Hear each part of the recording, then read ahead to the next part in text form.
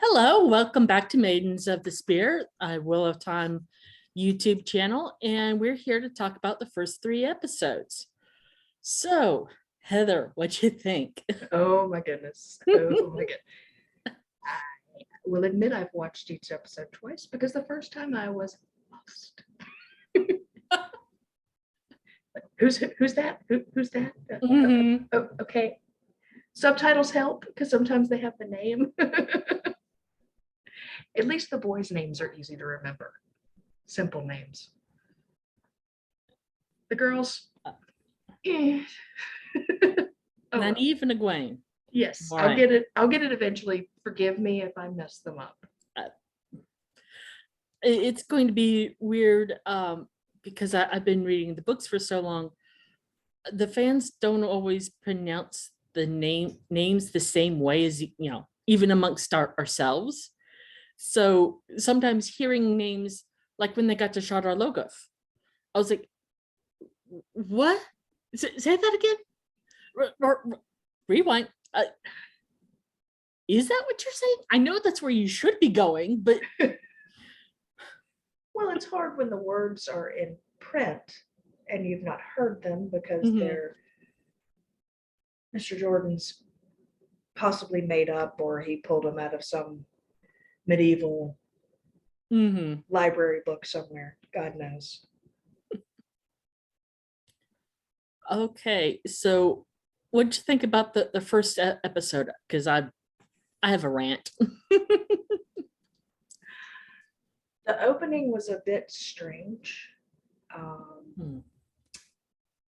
The red Aes Sedai woman.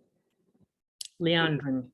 You see 2 men and then the rocks fall and the men talk and she's like, who are you talking to? There's no one else here. And I'm thinking, is she gaslighting him or was he hallucinating? What's going on? And later in the episode, I kind of got the idea. I figured out because they said, men screwed it up and the power corrupts them. So that made sense. But that first opening was just like, okay, I'm not sure where we're going here. From the preview, it looked like these people were the good people. The lady, the witch ladies were the good people. Sort of. There's always a gray area. Yeah. Black and white characters are boring. Yeah. Yeah. The Red Aja is full of gray characters. Well, God knows I might be in that realm with this room. And the greens and reds hate each other. Oh boy. Oh no, we're in trouble now. Should I move? So to be fair, yeah, a red sister would phrase it the way Leandrin did about, well, the one power is only for women and men make it filthy by touching it. Anyway, what happened was in the age of legends 3,000 years ago, men and women both used the power. It was no madness or anything like that. And this group of research scientists were studying the one power and trying to find a way for men and women to use the same source, because with the one power, it's divided into a male and female half, Sidene and Sidar. And the ancient symbol for Aes Sedai is basically a yin yang, but without the dots. And the whole idea is that Sidene and Sidar chase each other, and they're what keep the wheel of time moving. Well, these research scientists found something. They didn't know what it was. It was outside of the wheel of time, outside of reality, basically. And so they used the one power and made this small little pinprick of a hole just to peek in and see what it was. Oopsie. The explosion destroyed the building they were in. Not small. They had literally just opened the gates of hell. And that began the War of the Shadow. Eventually, some men and women, Aes Sedai, figured, okay, we can seal up what they called it, the bore, that pinprick hole. They made 7 seals out of Quaindiar, an indestructible material. And as the time was coming close for the seals to be put in place, the women and some of the men even started getting cold feet and were like, well, what if this puts a strain on it and actually rips it open more? This could really screw things up. And they were just like, no, we're all signing a petition, and no, don't blame us. But Lews Therin Telamon and his 100 companions went ahead and did it anyway. And they went to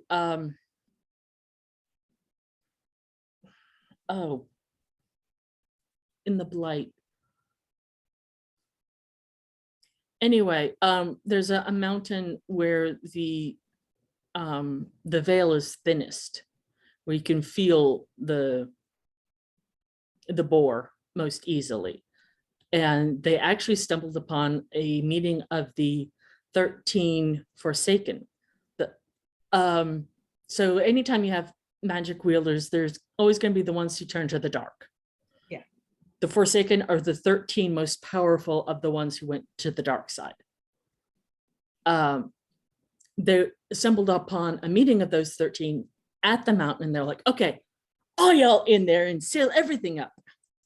And it worked. The Shadow had one last counterstroke.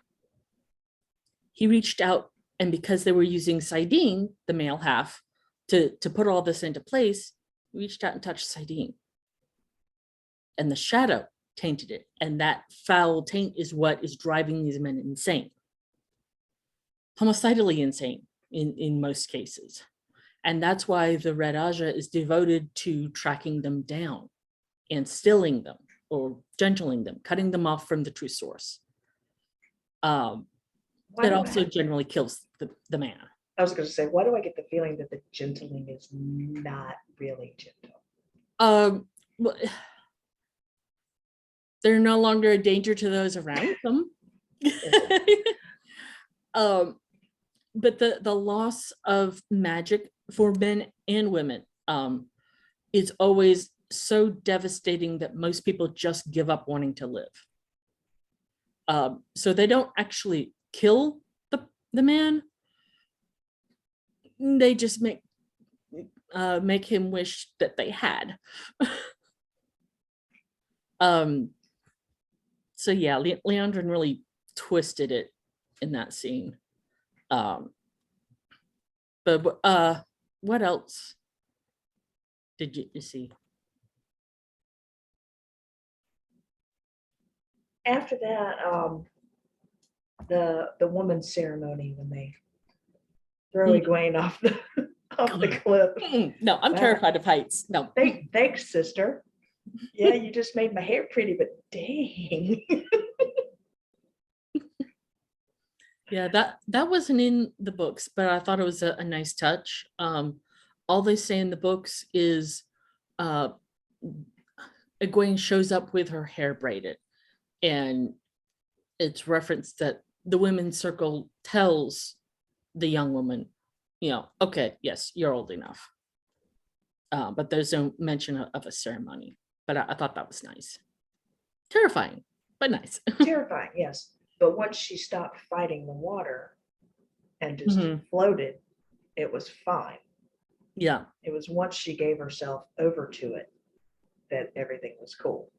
And that's going to foreshadow a lot, I'm sure. Yeah, that's foreshadowing, because that's the way they talk about Saidar. If you try it and wrestle it to the ground, you won't be able to. You will fail every time. You have to release yourself to it. You have to submit in order to be able to control it.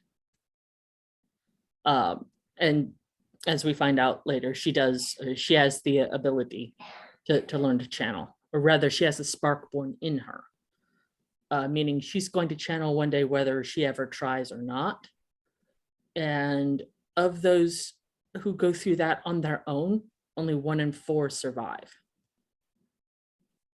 But I'm sure we'll get more of that later. I like the line about women are always alone, but never alone. Yeah. That was interesting verbiage for the sisterhood.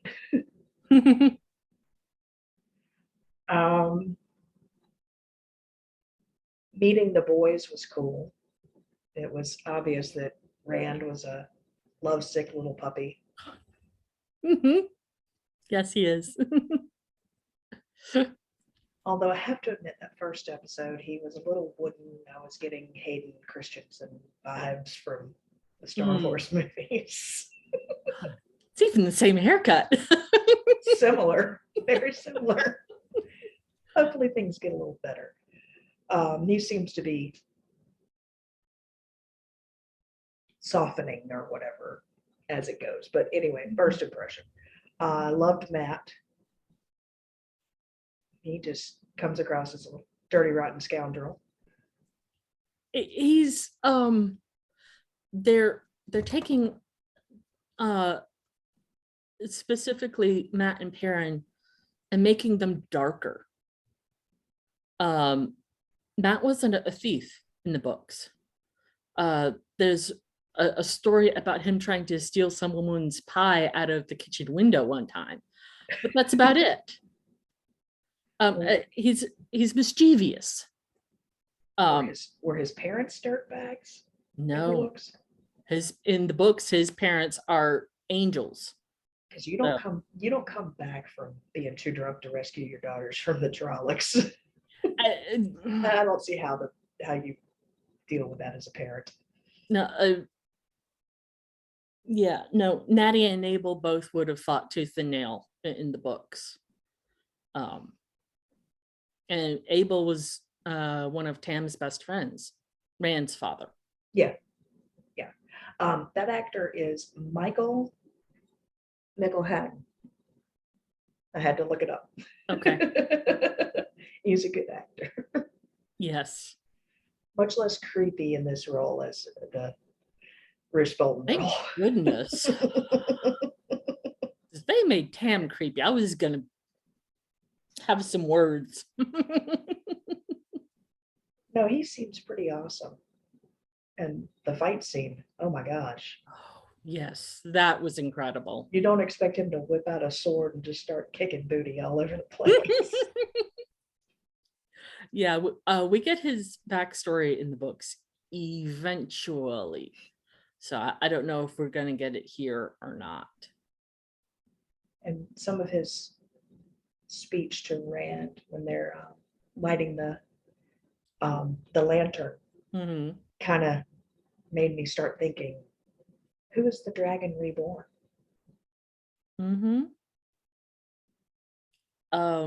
Back to Matt's family, the older of his 2 sisters, Bode, is supposed to be at least like 12 or 13.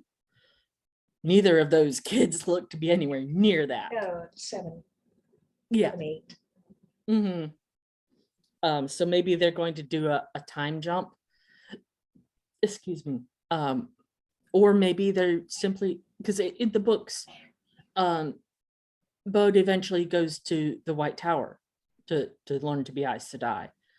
But they could easily just not have her do that. I mean, it certainly wouldn't be a big change to the story. Oh, and the bath scene.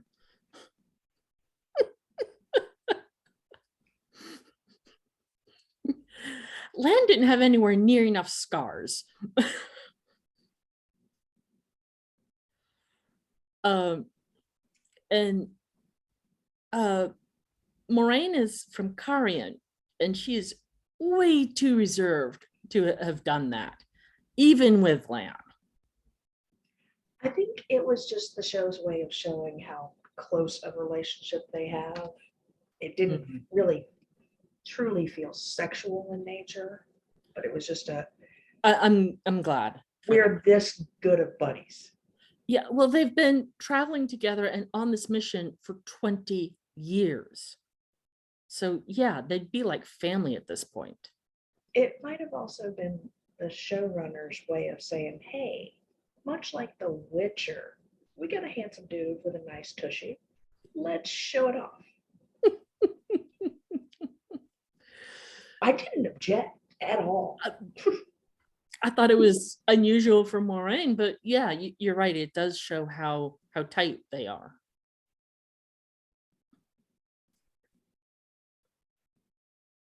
And then the sex scene I thought was interesting. In the books, Rand and Egwene never even kissed. They hadn't even actually started dating yet. Yeah, but these characters are in their 20s.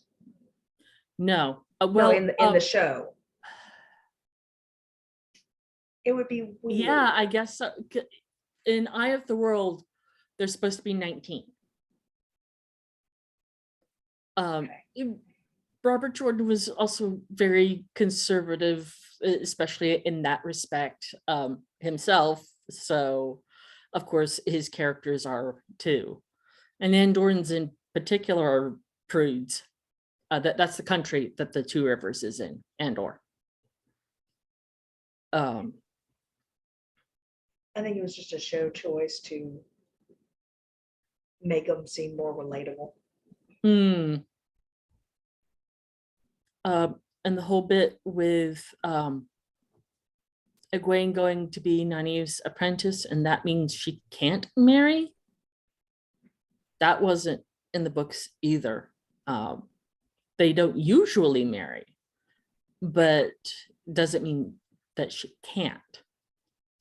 But it was an interesting way of breaking them up earlier, because they do eventually break up in the books. They're doing a lot of things. They're putting it on fast forward, basically, but you have to when you're converting book to film. Yeah. So yeah, you move things around and you lose some stuff just because, especially with 14 books. Yeah, and a prequel. Usually a book is a mountain, so 14 would be a continent. Yeah. So you kind of have to pick from here and grab from there and leave that over there. It makes sense. Perrin. That marriage was not happening. Okay. So I had known about this for a year and a half, 2 years. Layla does not exist in the books. They created her specifically to fridge her for no other reason. Because they're too incompetent as writers to show that someone of Perrin's size and strength is afraid of his size and strength. That's the only way that they could possibly manage to do that. Really? Come on. That's just lazy writing. But the first watch, I'm watching it, and they're seen together. There's some odd hugging and like She's pissed at him. Hand on belly. And I'm like, is there something going on, or did she miscarry? Why is she so angry and the hands on the belly? Yeah, when he put his hands there, I was like, is she pregnant? Are they going to add another murder to this? The second watch, I'm like, are they trying to foreshadow what eventually happens with her? It's just weird. Yeah. I disagreed with them doing it at all in the first place, but that just made it weirder and unnecessarily weird. Okay, good to know that even non-book reader thought it was weird. Yeah, that's I love when the Murdraw rides in and they have that old Western, bad guy walks into town, music going. That's the whistling. I'm like, oh my God, it's suddenly Western.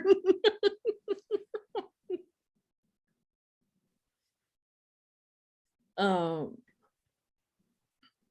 and going back to Moraine and Lan, uh, the water ice sedai bond is done with the one power. One of the things that it enables is an empathic ability between the two. That's how she knows he didn't sleep well. That and the battle scene, they're fighting together, was a well choreographed dance. Yes. That was beautiful. And the creating the swirl, that I don't know what you call that, but to be able to throw rocks at the Trollocs was just. They destroyed the inn. It can be rebuilt. They kept a lot of people from dying. Yeah. And in the books, they do talk a lot about how Lan looks like he's dancing when he's sword fighting. Well, yeah, that was a well done sword fight will look like a dance, and it is sexy as all get out.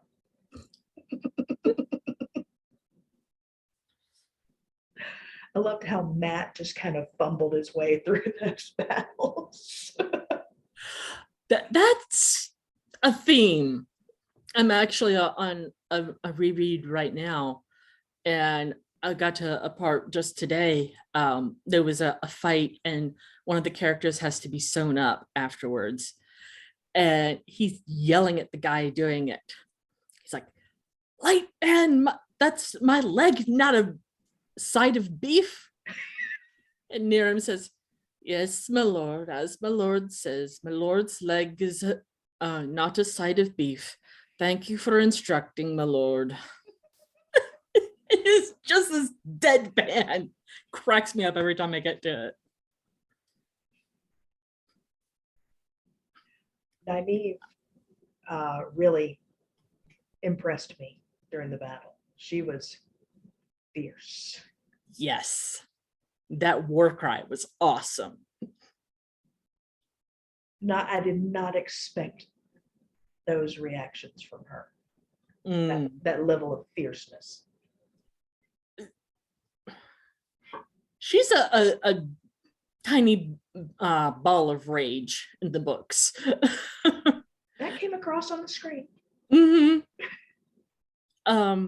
Those sacred pools, that was something new. I'm not sure why that was added, other than just to give Moraine and Nynaeve a place to talk. Possibly. And that story about the woman who raised her, no woman who can channel is ever turned away from the White Tower, no matter what.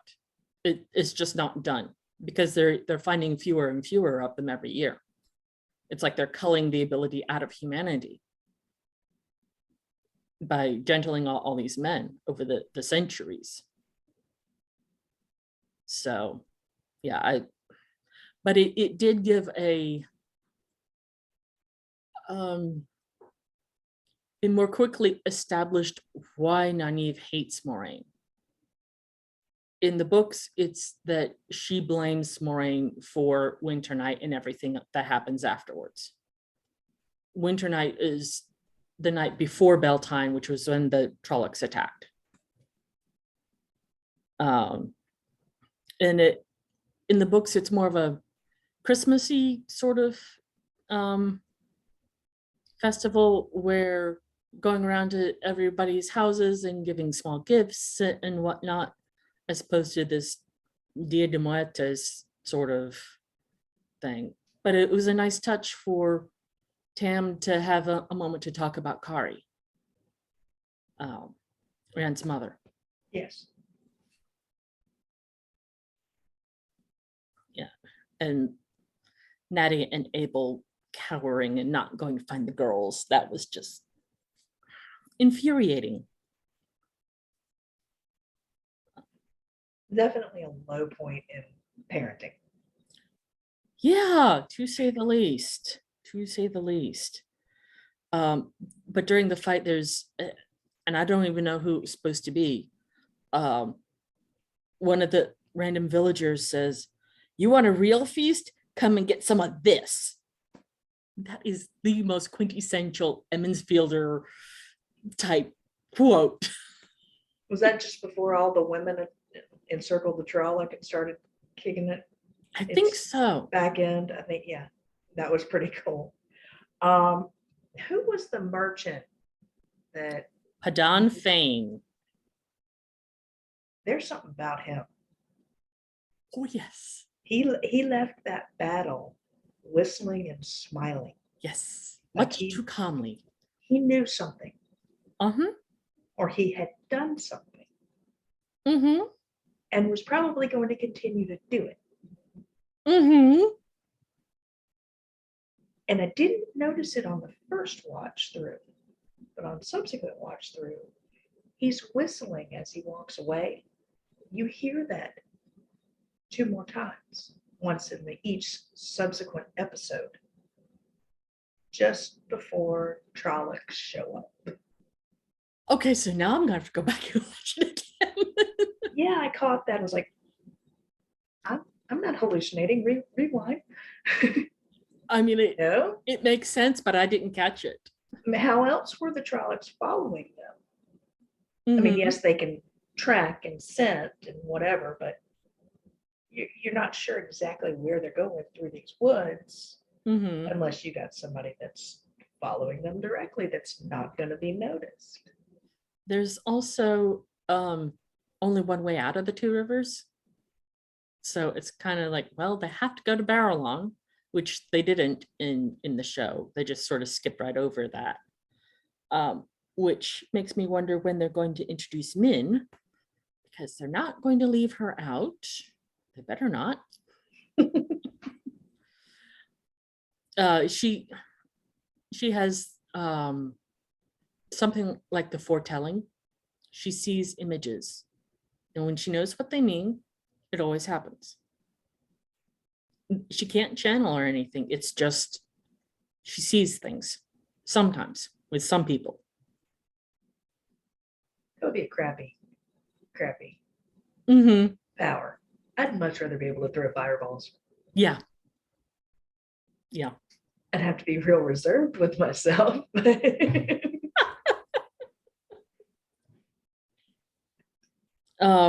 Something else I found interesting, Moraine wasn't injured in the books, but she was using the power consistently and at enough strength just fighting off the Trollocs and Myrddraal that she was getting pretty weak by the time they were in Shadar Logoth. So that's a quicker way to get to that point, I guess. Yeah, much quicker. Mm-hmm. But I enjoyed the first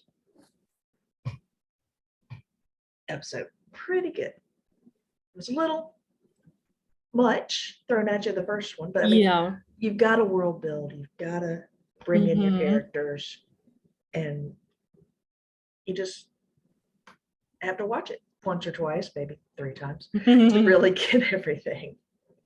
I thought it was cool that they mentioned Guitarra Moroso. She was keeper of the Chronicles back when Moraine was an accepted, just before she was raised full Aes Sedai, graduated basically. And she was there the night Guitarra had that foretelling of he comes, the dragon takes his first breaths on the slopes of Dragon Mount. And that's how Moraine has known for 20 years that he's out, or the dragon is out there somewhere.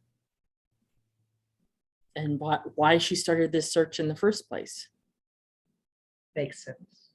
Makes sense. And that last line of Moraine's is a truncation of the way chapter 1 of each of the books starts. And I thought that was really cool that they included that. So on to A Place of Safety, episode 2.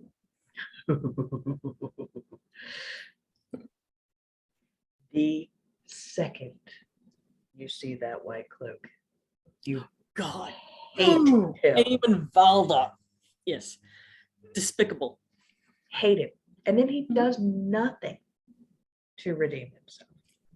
No, he will never. He was getting off on burning that woman at the stake. Yeah. They don't, in the books, Dark Friends are hung. Aes Sedai are shot from afar, preferably in the back, because So they don't get a chance to throw a fireball at whoever right. wants to hurt them. There's just no way for a non-channeler to overwhelm an Aes Sedai any other way other than surprise. And that whole thing with them cutting off her hands, hand movements aren't necessary for every weaving. There are people who have said that you can tell who studied under who in the White Tower by the way they weave, because the way you learn it the first time is always what's going to work best for you. Even if you learn another way of doing the same thing, it's just never going to be as good. But the hand movements are specific to certain Aes Sedai and the way they teach things. And then there's a whole group of people, of women who channel in the books, who don't move their hands at all when they weave. Maybe he's unaware of this, or maybe he just gets off on torturing women. Yeah. So while they don't burn anyone in the books, excuse me, it's very much in character for a White Cloak, especially a questioner. They're a Spanish Inquisition roaming the countryside.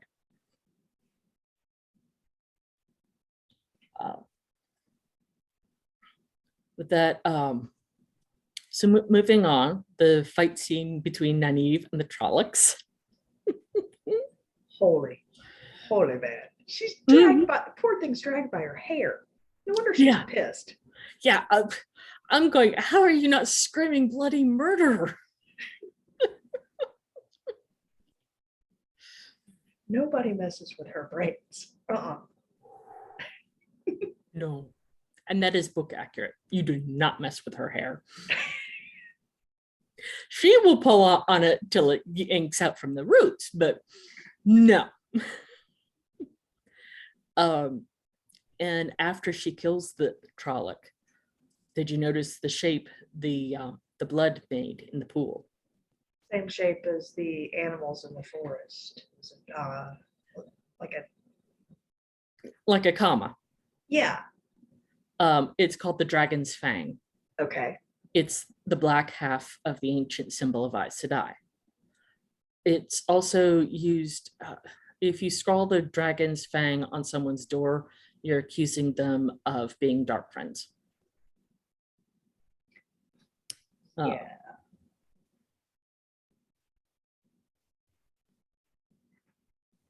So, and we meet an Aiel, sort of. The fella in the cage. Yeah. Yeah. He looked intense. Yeah. But Tom was absolutely right about it's only when they're veiled are they actually dangerous. They won't fight anyone without their veils up. And I thought it was cute that the fella had a little stone dog on him. Stone Dog is one of the warrior societies of the Aiel. And women who want to become warriors in the Aiel Their sept is the Maidens of the Spear. That's how we got our name. So yeah, I was excited that we saw an Aiel this early, because in the books, I think it's book 2, before you ever meet one Aiel. But that was a live one, so I felt bad for Matt. yeah. That's been my general vibe about Matt for all 3 episodes. In the books, he's mischievous, he's carefree, he's low-key. He really is meant to be a Loki-like character. And he doesn't have that charisma. Seems they're making him the doting big brother. Yeah, and he couldn't stand his sisters. They always ran and told on him anytime he did something fun. No.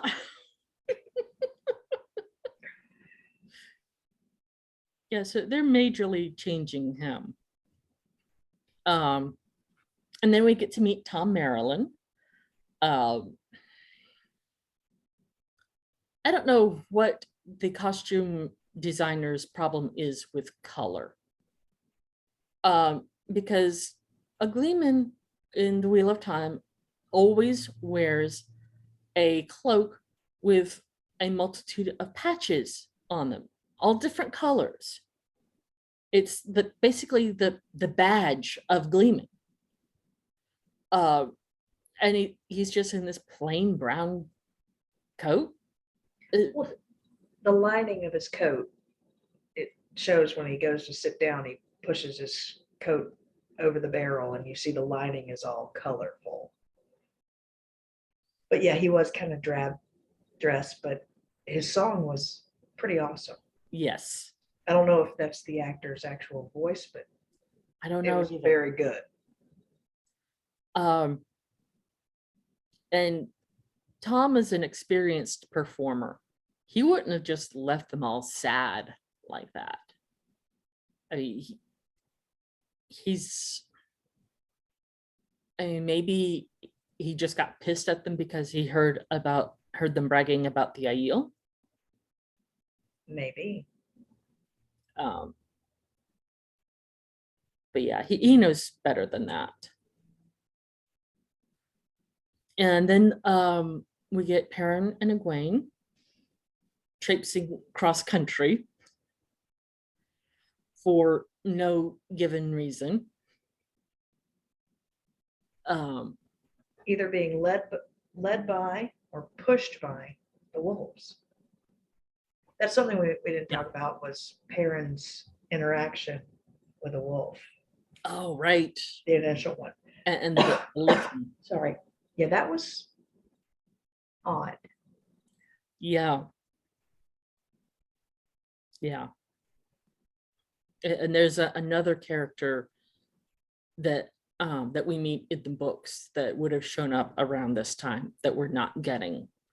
That would have provided exposition. But we're not getting that here.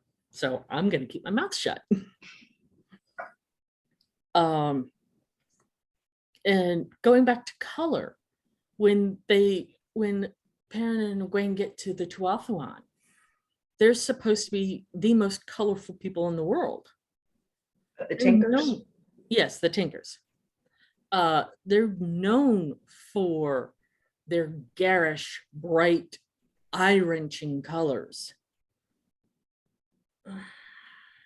There was some red embroidery, and even their wagons are supposed to be crazily painted. And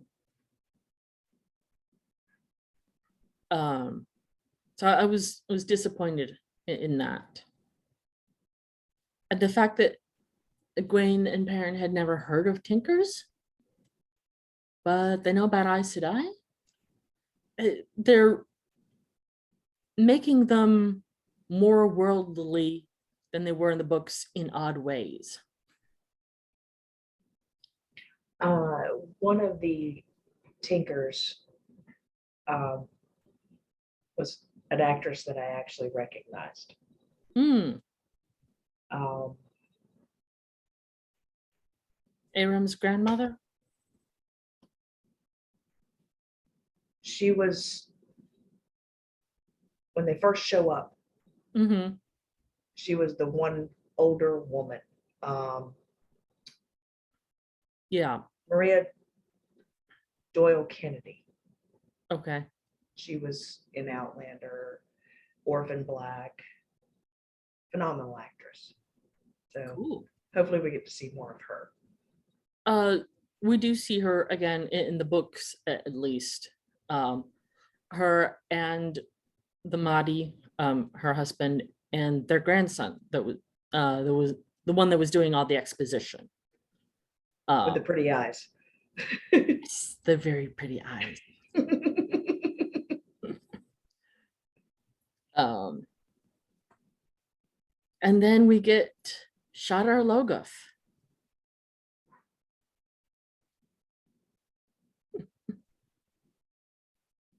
Everything was fine until Matt didn't listen. Well, okay. In the books, Moraine is much more closed-mouthed, and so is Lan. In the books, they didn't. Neither of them told the kids anything about this place other than Trollocs won't follow us in here. And so soon as they're out of sight, Matt looks at the other two and he's like, "Hey, we're in a real city. Let's go explore." Never a thought as to why Trollocs wouldn't come in. But yeah, again, we get Matt's a thief. No, he's not. Or he wasn't originally anyway. I don't see what he did there as thievery. I see it as a crime of opportunity. There is no one in this city. No Yeah. one is going to miss this dagger. This Yeah. dagger could fetch me a pretty penny. I could help my sisters and my whole family. Yeah. Almost Plus, like an archaeologist. plus I just gave away my knife. Yeah. Mm-hmm. And here's a new knife, and it's better than what I gave away. Mm-hmm. I see it. And then we get the captured false dragon, Logain Adlar. I don't think they actually named him in the show, but that's his name. We see a fair bit of him in the books. Though we are going to see more of him earlier to be used as showing rather than telling why false dragons are so feared.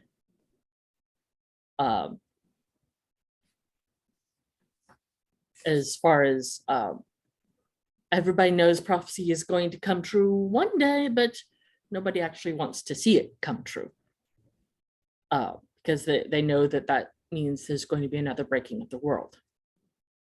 That, the boy who cried wolf, eventually you have enough false dragons show up, people stop listening, and finally the dragon shows up and bites you in the rear.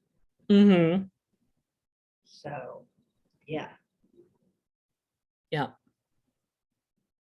But I thought that was a really cool shot of him because the first time we see him in the books, he is in a cage and with all the humbleness of a king on a throne. And that was very much the look on his face. I'm like, uh-huh. Yep. We skipped the dream sequence with Rand. Oh, the bats. Mm. Yes, there's a reason. Well, yes, it's gross, but we don't have to talk about the bats. We talk about the other stuff. Mm-hmm. The ember-eyed guy. That's gotta be. Ember, yeah. Mm-hmm. That's gotta be the big bad. He thinks he's the big bad. Okay. Um, it's not clear for a long time. Um, though it eventually you do kind of figure out, oh, he's bad and he's also crazy. Um, so yeah, but he is very much bad news for sure. Well, they all saw him Mm-hmm. in their dreams. And he showed up again, parents' dream later. Mm-hmm. He sees him And I again. think that the emperors were bigger that time. And there are several scenes where you see that face in the background. The morning after the battle in Two Rivers Mm-hmm. town.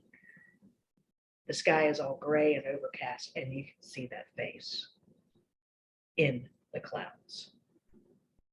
And I swear I saw it in the trees later in one of the episodes. I can't remember which one. I didn't write it down, but I just remember just a quick glimpse. And I know I find patterns and see things that aren't really supposed to be there all the time, but Mm-hmm. Yeah. I'm pretty sure this is supposed to be there. Yeah, that's what the human brain does. It looks for patterns. Pareidolia. So. Okay, episode 3, Shadows Waiting. The barmaid, Dana. Oh, yes. What did she have me fooled? Uh-huh. When the first time I watched it, I was starting to wonder if this was Min. Wouldn't have been particularly accurately represented, but since they weren't going to go to Barrelon in the first place, why not some random town on the way?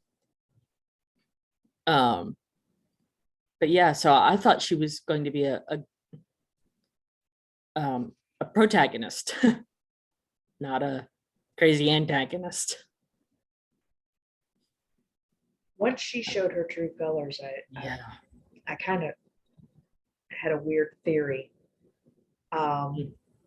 Perrin's wife Layla. Layla, thank you, had 8,700 ear hoops. Yeah. And so did Damon. Is that the show's way of saying these are evil women, maybe?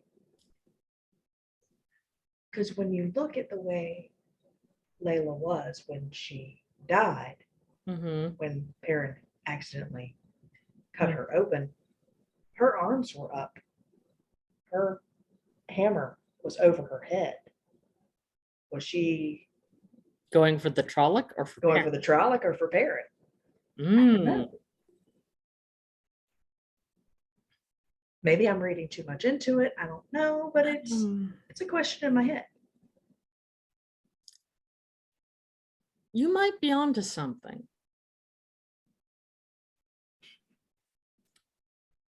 I'm looking at my notes here. I got things mixed up between episodes 2 and 3, but oh well. It's okay. We got it. Oh, the ring collection of Eamon Valdez. Oh, that was interesting. That tinkling noise made my skin crawl. Of course, he made my skin crawl. Yes. I told you about the bird. Yeah. That's a real world dish. Yes. I even looked it up. French.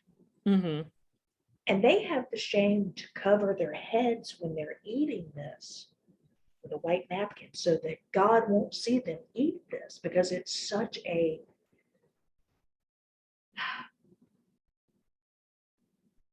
gastric delicacy. I mean, they nearly put this bird into extinction because it's such a rare dish. I mean, if you can find it, you're paying $180, $200 for Hmm. a bird. A bird that's like this big. It's 2 bites, but you eat the whole thing. No. I tried some interesting stuff in France. Luckily, that was not on the menu. The way they've done the rings to include a stone of the woman's Aja, that wasn't in the books. They're just the Ouroboros.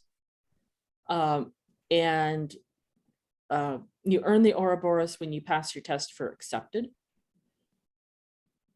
It's going to be interesting how they play this, because there are some accepted who get sent out of the White Tower on missions and end up having to pretend to be full sisters.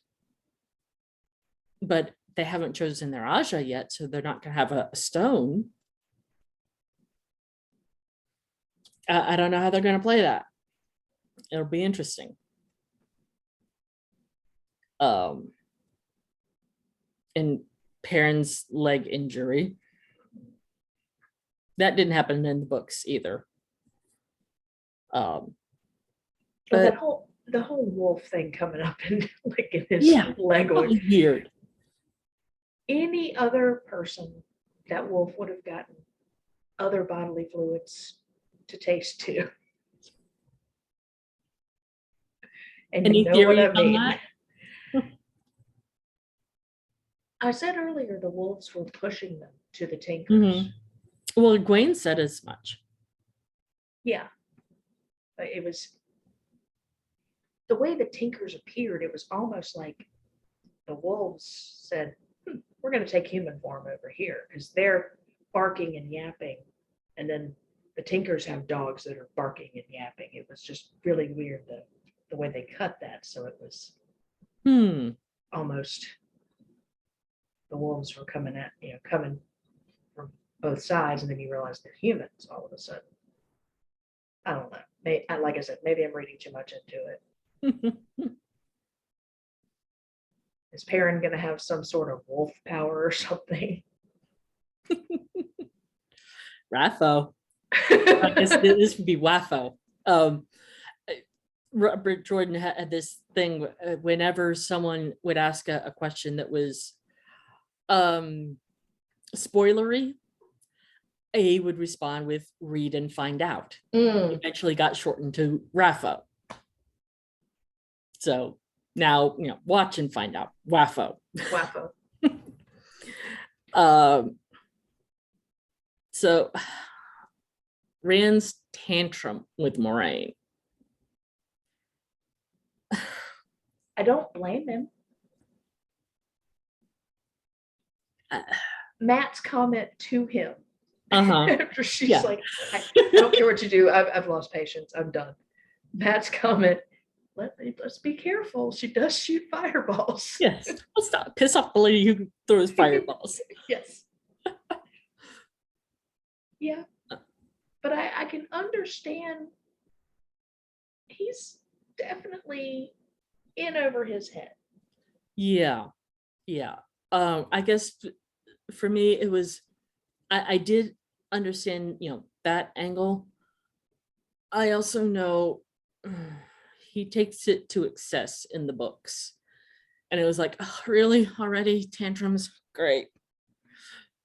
But it was completely appropriate for that situation.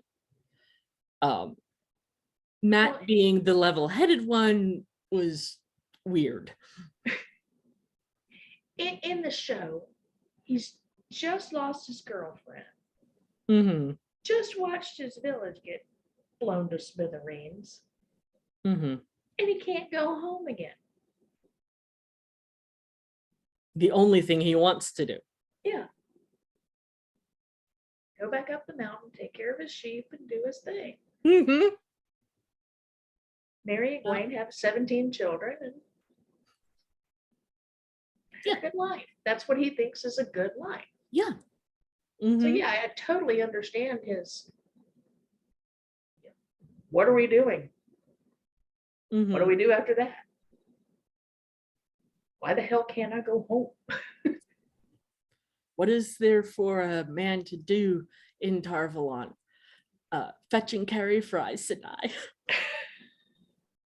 He said that. I was like, oh shit. Blood matches. It's like she's gonna take your head off.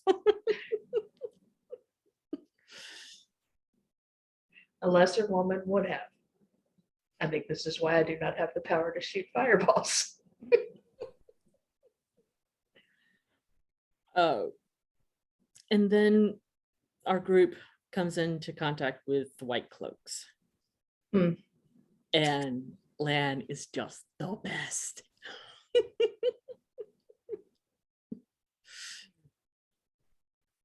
From the He come, borderlands, where men know how to keep their hands to themselves.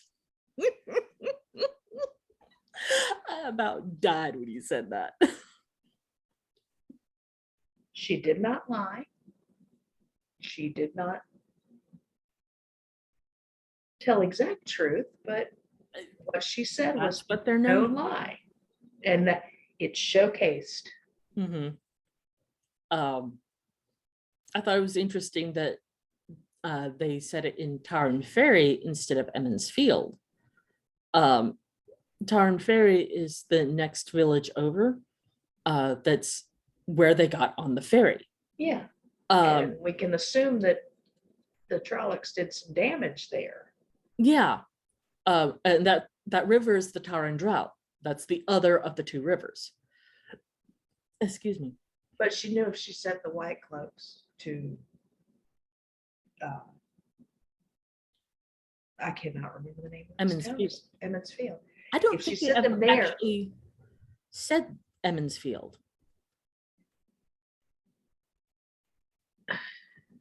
I don't know, but if she sent the White Cloaks there, the people there would say, this Aes Sedai just left with 4 of our youngins from this town, Mm-hmm. and they would know that, you know, her cover would be blown. Yeah, and the Trollocs would have also attacked Taran Ferry, and that would be close enough to explain her injuries while not. Yeah. Yeah. Okay. Good catch. I'm good for something sometimes. Most of the time. I thought it was interesting that she said that sisters usually travel in groups because they can't heal themselves. Maureen's, aside from Lan, she is very much a lone wolf. And not all sisters can heal, period. Some maybe a bruise, some not even that. Just not everybody can has the same abilities as everyone else, just like with any other thing. Simplifying for the show, maybe. Could be. I don't know.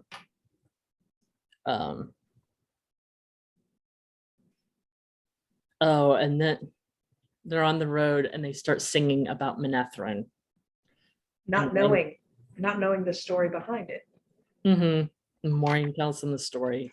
That's one of my favorite parts of the books. She actually does that when they're still in Emmons Field. It's the morning after, and like Rand says to her in the village, they didn't show up until you came here. And some of the villagers are echoing that sentiment and kind of starting to maybe grab some pitchforks. And that's when Maureen steps forward and tells the story. And it's much more in detail in the books. But I was happy to see it included, even if it was a truncated version. I thought we were going to get some visual with it because I thought I had heard that King Aemon had been cast, but apparently not. Or maybe it comes later. I don't know. Well, they left out the part in the trailer when you see Egwene in the pool and she comes up and all the dye is there and it's all over Yeah, that her. hasn't been in the series yet. That wasn't the when you see Moraine and not Moraine, these names, sorry, Nynaeve talking in the cave. She's Mhm. cleaning Mhm. the pool and you can see the dye there. So maybe that was part of the coming of age ceremony for the women. I don't think so, because like you said, they were different colors. There were 7 colors for the 7 Mm, Ajas. And in the books, or in the book fandom, it's been speculated that they're going to do an initiation ceremony for becoming a novice at the White Tower, instead of, okay, we write your name in the novice book and that's it. The way it's presented in the books. okay. So I still think that's a strong possibility. So in the books, Perrin has an axe, this big curved, battle axe. That's his weapon of choice. And we haven't seen that yet. And it becomes a big part of his story. So I'm interested to see what they're going to do, or how they're going to get back to that, or do something else instead. I don't know. Uh, in the When they're in Shadar Logoth, Moradeth, the books was simply a fog, but I think that black mold looking stuff was way creepier. Oh yeah, watching the Um, poor horse. Oh, yeah, and we lost Bella. It In the book, she makes it all the way through, and she gets to the last battle. She also looked a lot younger and more fit in the show. In the book, she's described it as a cart horse that should have been put out to pasture years ago. um, and No Bail Dolman. Um, in the books, we get Matt and Rand going off to cross the river, but they actually find a smuggler who had just pulled off into this little cove in the river for the night, and they jump on board his ship, screaming Trollocs, because the Trollocs were right behind them, um, and they take ship down to Whitebridge, but no ship, so no Bail Dolman. That was the captain. Maybe we'll get him later. Who knows? all the all the filming locations were amazing. Mm-hmm. When they're going through when Matt and Rand are going through the land with all the rocks, that was just absolutely Mm-hmm. gorgeous. A lot of it was filmed in Prague. I don't Mhm. know where else they filmed, but Croatia, a little bit of Canary Islands. I know some of the backdrop is Canary Islands, and one of the buildings superimposed is from the Czech Republic. I watched a few minutes of an interview with the showrunner. oh, Rafe Talks, Jenkins. yeah, he talks about some of the things in the trailer. Mm. So that was neat. I didn't get to finish it. My 7-year-old with his ear infection, double ear infection, it's kept me busy. I bet. I bet. At least he's out of school this week and he's not missing class. So Yeah. we're blessed there. Yeah.